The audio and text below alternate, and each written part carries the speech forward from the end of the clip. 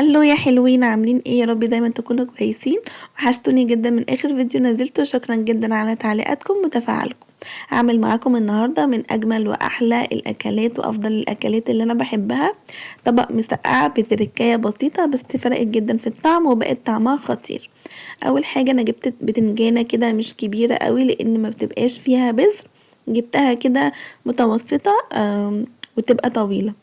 غسلتها وقشرتها بالشكل اللي انتوا شايفينه ده، وهبتدي ان انا اقطعها مكعبات مش هقطعها حلقات. ورشيت عليها شوية ملح وحطيتها في مصفى علشان تنزل المية بتاعتها وما تشربش زيت. انا كنت جايبة بتنجايتين وعملوا معايا كمية حلوة.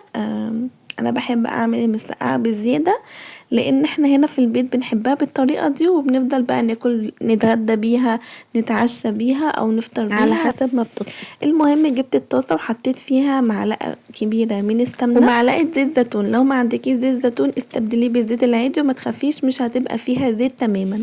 وهبتدي احط كده معلقة صغيرة من الثوم المفروم وهبتدي اشوحه. اول ما تحسي ان ريحته هتبتدي تطلع تنزلي عليه بالفلفل الرومي. انا مش بحب اقلي الفلفل، بستكفي بس بالبتنجان والبطاطس ان انا بقليه. واول ما تحسي ان الفلفل دبل معانا انزلي عليه بشويه خل صغيرين، يعني ربع فنجان كده على قد الكميه اللي انت هتعمليها.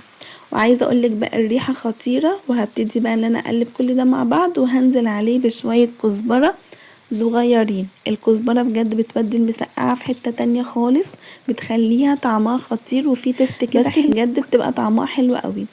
واول ما بقى كل الحاجات دي ريحتها تطلع واول ما تشم الريحه، انا عايزه اقولك ان ريحتها بجد كانت قلب البيت كله، كانت ريحتها خطيره. هنزل بقى بالطماطم اللي احنا مقطعاها كده كده صغيره زي السلطه، وهبتدي اتبلها بملح وفلفل وكمون وبابريكا وشويه بهارات صغيره جدا لا يذكروا. وهقلب كل ده مع بعض وهسيب بقى الطماطم لما تستبك وتنزل الميه بتاعتها وتبقى تمام. وهضيف عليها معلقة كبيرة من الصلصة علشان تبقى فيها صوص كده. انا بحب الصوص بتاعها جدا وما تبقاش ناشفة يعني.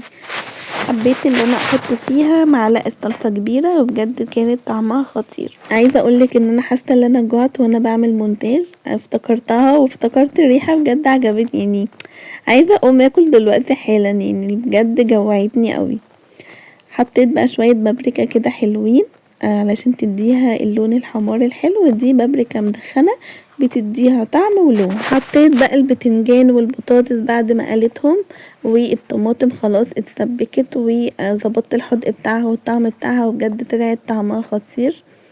انا كان نفسي بجد ادوقها لكم، يعني لو في خاصيه كده في التليفون يخلي الناس تشم الريحه وتدوق، يا سلام انا ببقى مبسوطه قوي. المهم انا حسيت ان المسقعه كده عايزه شويه ميه، فنزلت لها شويه ميه كده صغيرين اللي هي تكتر الصوص بتاعها.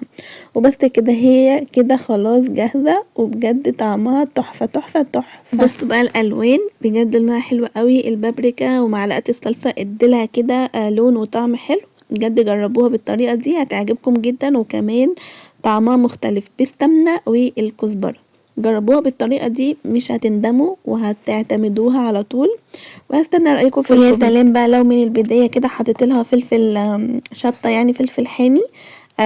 انا ما حبيتش اللي انا احط لها، انا حطيت كده بعد ما خلصتها قطعت الفلفل كده قطع صغيرة قدامي علشان يعني يبقى في اللي عايز ياكل حامي ياكل واللي عايز ياكلها من غير فلفل ياكلها، علشان يعني انتوا عارفين مش كل الناس بتاكلها حراقة، بس هي طعمها حلو قوي وهي مشطشطة كده شطشطة بسيطة.